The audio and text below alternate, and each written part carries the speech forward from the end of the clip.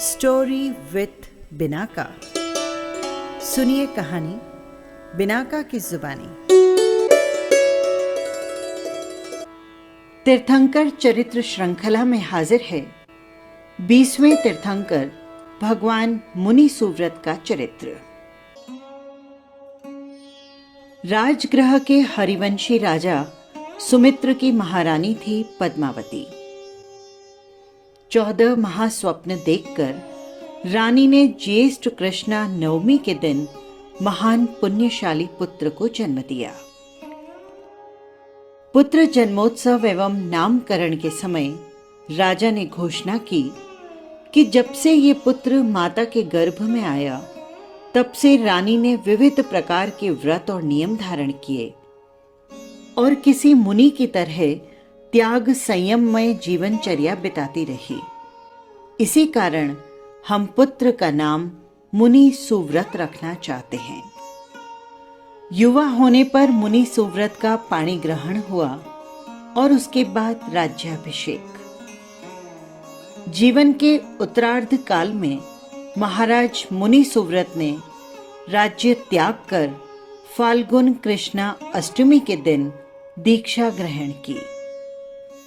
11 मास के छद्म काल के पश्चात चंपा वृक्ष के नीचे प्रभु को कैवल्य ज्ञान प्राप्त हुआ। देवताओं ने समवसरण की रचना की, जहां पर भगवान मुनि सुव्रत ने श्रुत धर्म और चरित्र धर्म पर प्रथम प्रवचन दिया। चतुर्विध संघ की स्थापना हुई और अंत में समवेत शिखर पर मोक्ष की प्राप्ति हुई।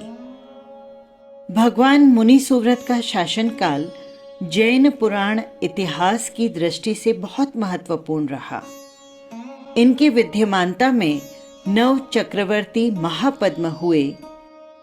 इनके बड़े भाई मुनि विष्णु कुमार थे, जिन्होंने नमुची महामात्य के अत्याचारों से त्रस्त जैन संघ की रक्षा की, जिनकी स्मृति में रक्षाबंधन पर्व की परंपरा प्रसिद्ध हुई।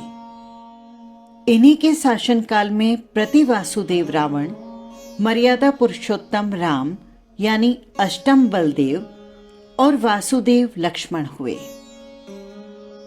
ये थे 20वें तीर्थंकर भगवान मुनि सुव्रत। 21वें तीर्थंकर भगवान नमीनाथ का चरित्र। अपराजित स्वर्ग से च्यवन कर एक महान पुण्यशाली जीव ने मिथिला की राजरानी महादेवी विप्रा के गर्भ में प्रवेश किया। रानी ने 14 शुभ स्वप्न देखकर महाराज विजय को निवेदन किया। उसके अनुसार स्वप्न पाठकों ने बताया, महारानी के गर्भ में कोई चक्रवर्ती सम्राट या धर्म चक्रवर्ती तीर्थंकर का जीव पल रहा है।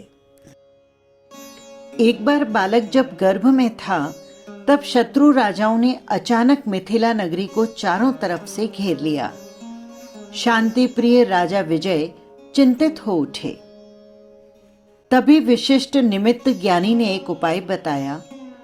उसके अनुसार महारानी विप्रा राजप्रसाद की छत पर चढ़ी और अत्यंत सौम्य भावों के साथ नगर के चारों तरफ खड़ी शत्रु सेना पर दृष्टि डाली।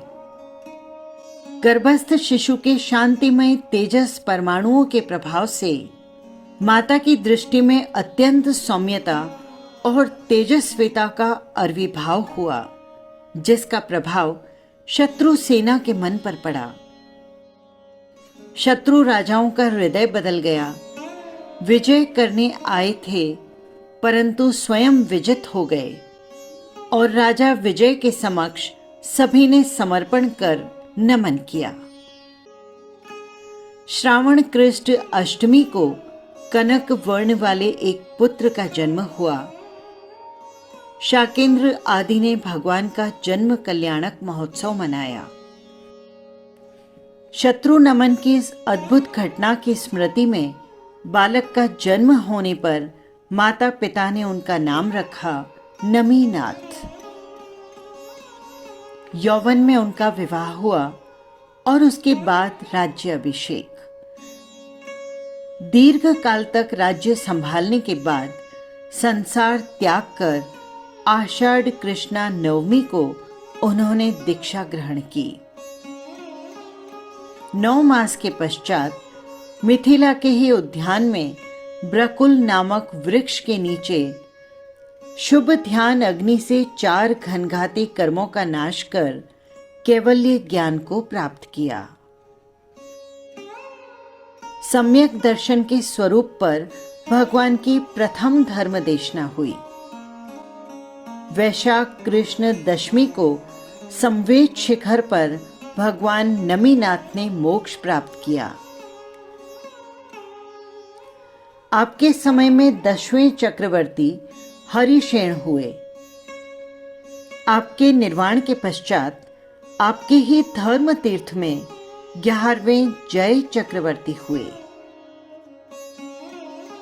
ये थे 21वें तीर्थंकर भगवान नमीनाथ। 22वें तीर्थंकर चरित्र के साथ फिर मिलेंगे। जय जिनेंद्र।